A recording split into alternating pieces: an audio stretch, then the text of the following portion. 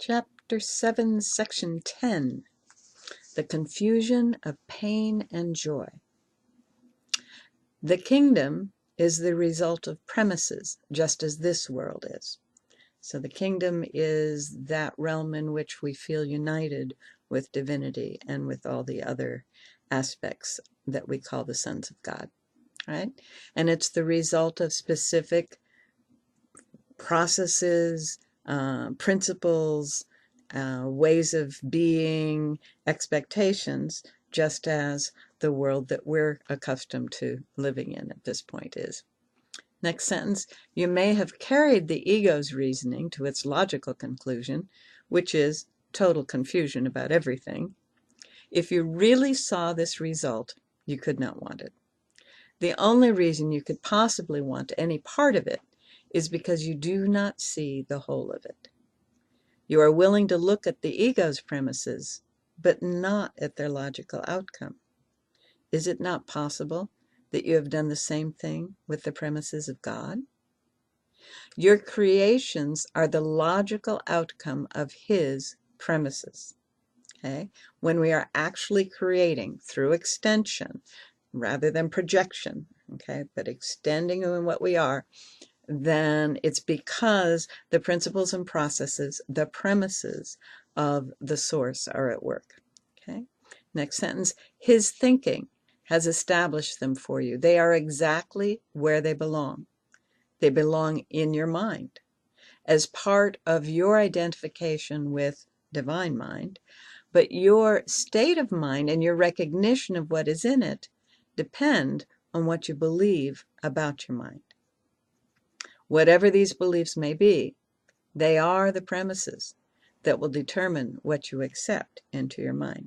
And boy, we've talked about that a lot. Wayne Dyer has said, you'll see it when you believe it. Whatever our beliefs may be, they are the premises. They are the mental framework through which we see, by which we act. Next paragraph. It is surely clear that you can both accept into your mind what is not there and deny what is.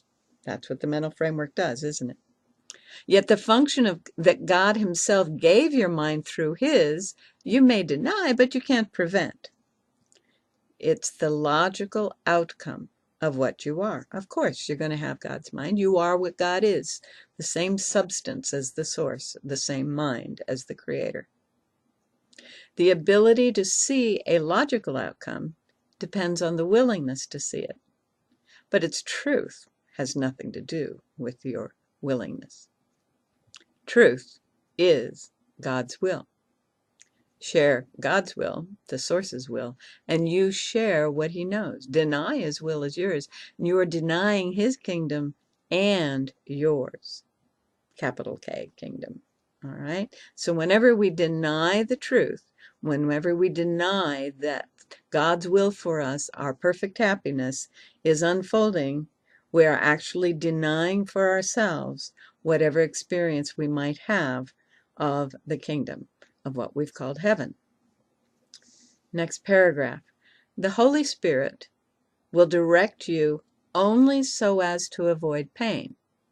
Surely, no one would object to this goal if he recognized it. The problem is not whether what the Holy Spirit says is true, but whether you want to listen to what the Holy Spirit says. You no more recognize what is painful than you know what is joyful, and are, in fact, very apt to confuse the two. Well, think about it. How many times do we deny something to ourselves on the grounds that it's the right thing to do, and we feel very virtuous about that? Well, that's pretty confusing, isn't it? Yes. The Holy Spirit's main function is to teach you to tell them apart.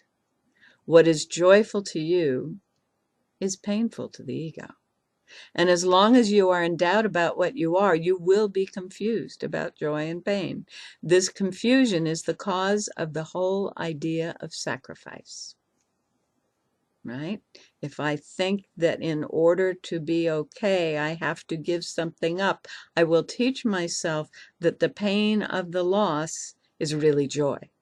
That's what it's saying. Obey the Holy Spirit, and you will be giving up the ego, but you will be sacrificing nothing. On the contrary, you will be gaining everything. If you believe this, there would be no conflict. That idea that we give up what was so familiar in the form of the ego's way of thinking will be a sacrifice. And that if we allow the Holy Spirit to take over our process, to be the guide by which we choose what we're going to do and say and think, that we will be giving up something. That is the fundamental issue in all of this.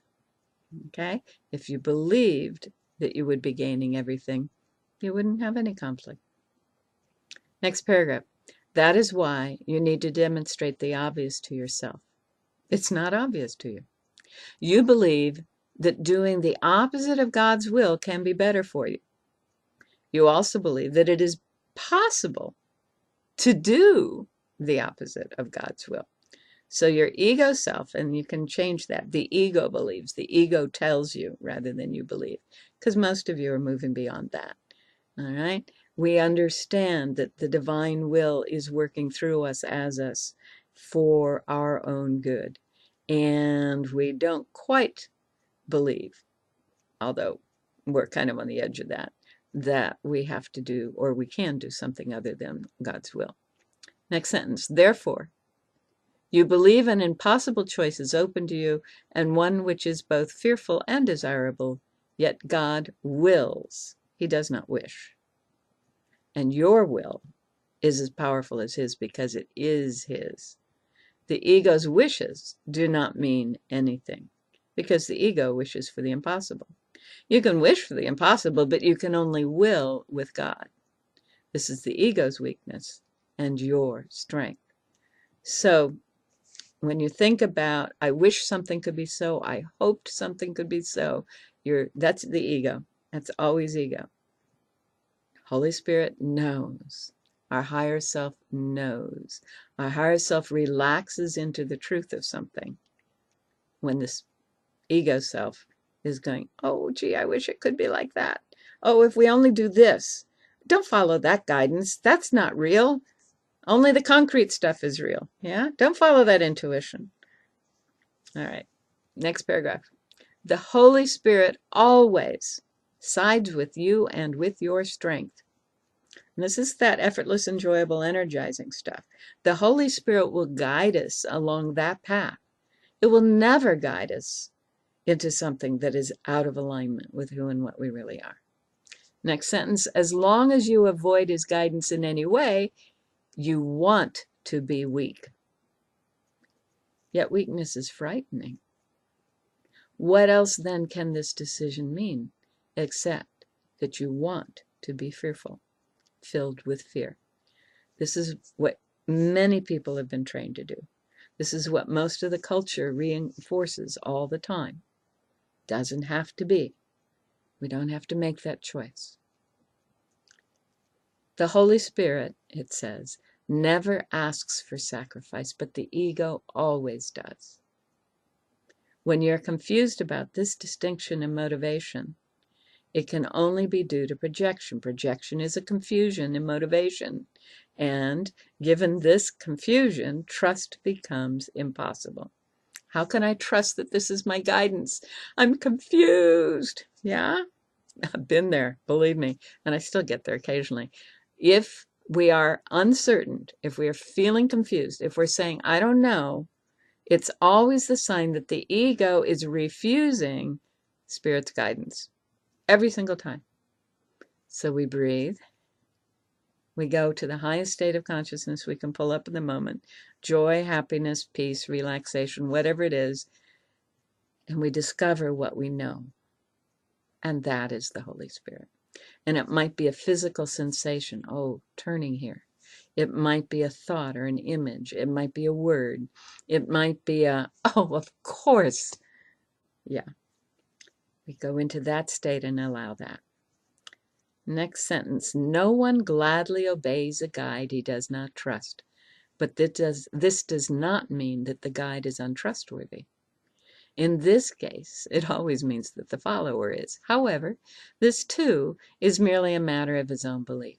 Believing that he can betray, he believes that everything can betray him.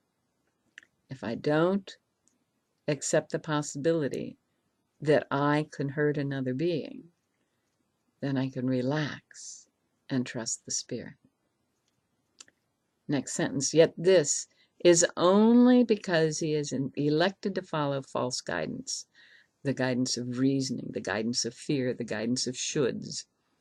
Unable to follow this guidance without fear, he associates fear with guidance and refuses to follow any guidance at all. Yeah? If the result of this decision is confusion, that's hardly surprising, it says. But, most of us have refused to follow any guidance because we've been taught that the guidance that we are experiencing must be dangerous. Okay? We need to give it some tests. And what I did at this point in my process is I literally set aside a few days, and it can be a few hours or a few minutes each day, or just, today when you're doing this lesson. Make it a point to not do anything until you feel guided to do it. Don't get in the car unless you feel guided to get in it. Don't walk out the door unless you feel guided to do so. When you're getting up in the morning, allow a guide, a sense of feeling guided. What is the best way to get up this morning? What are the clothes that will be most fitting, that will lead me to my greatest happiness? That's what the Holy Spirit's here to do, right? So allow yourself to learn to feel and trust that Holy Spirit's guidance in a number of small things. When we do that, then it gets easier to do it in the larger. I'm going to finish this section. The Holy Spirit is perfectly trustworthy, as you are. God Himself trusts you. And therefore, your trustworthiness is beyond question. It will always remain beyond question, however much you may question it. Isn't that amazing? We have been so trained and so brainwashed not to trust ourselves, not to believe that anyone else can really trust us. God has always trusted us. God has known that every step that we take is the most loving, wise action we can make in the moment. Every single one. And even though we may look back and say, oh, that wasn't very smart, that's from hindsight, isn't it? In that moment, it was the step that would lead us to our highest good. Yeah? It says, I said before that you are the will of God. You are the will of God. You are the life of God, the love of God. Isn't that marvelous? But this is focusing on will. His will is not an idle wish, and your identification with His will is not optional since it's what you are. Sharing His will with me is not really open to choice, though it may seem to be. The whole separation lies in this error. The only way out of the error is to decide that you do not have to decide anything. Everything has been given you by God's decision. That is His will, and you cannot undo it.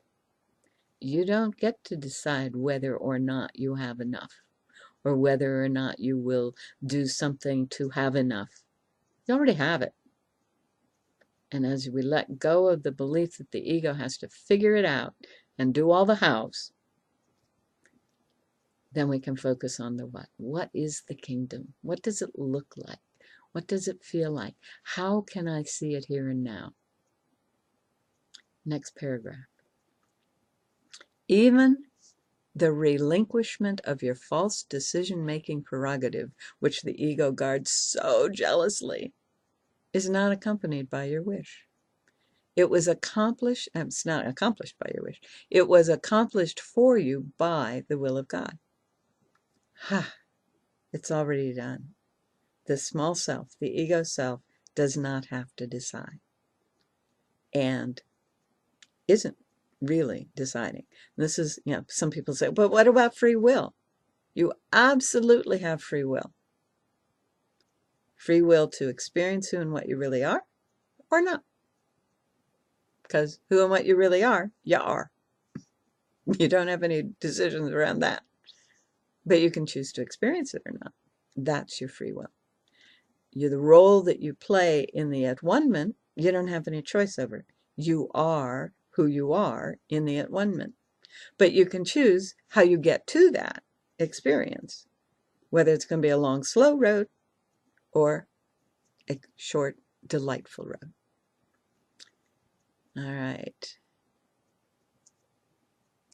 The next sentence in that paragraph, it has been accomplished for you by the will of God, who has not left you comfortless.